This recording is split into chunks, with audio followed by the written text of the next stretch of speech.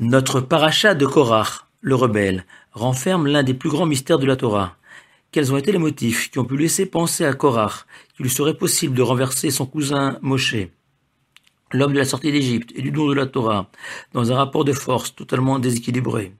Et Rashi renvoie au Midrash, qui dénonce l'incroyable jalousie de Korach, cette jalousie qui, selon les maximes de nos pères, est capable de faire perdre à l'homme toute notion du réel et le plonger dans un monde imaginaire.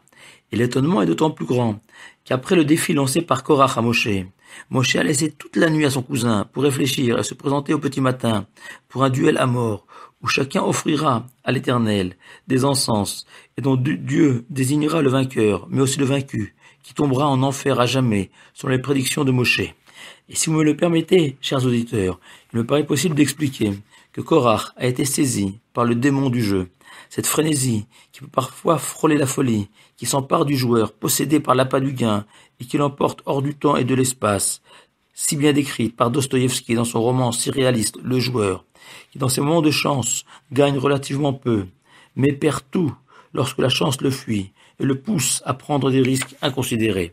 Ainsi Korach fut aveuglé par un succès initial en réussissant à réunir autour de lui plusieurs centaines de partisans.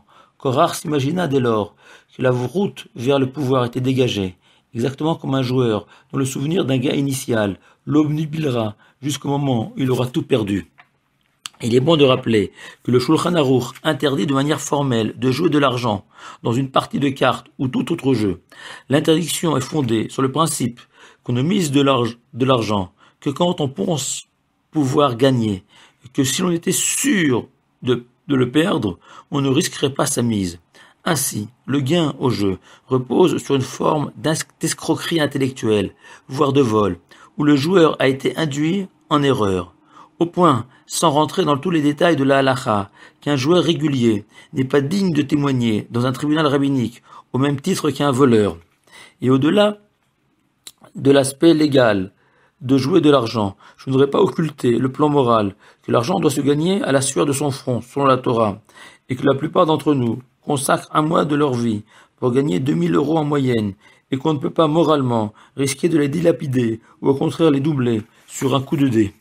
Et les martingales, me direz-vous, ces méthodes de jeu censées toujours gagner, comme la martingale dite classique, la plus connue. Nous savons qu'elle n'existe pas et que le seul véritable gagnant sont les propriétaires de casinos et l'État.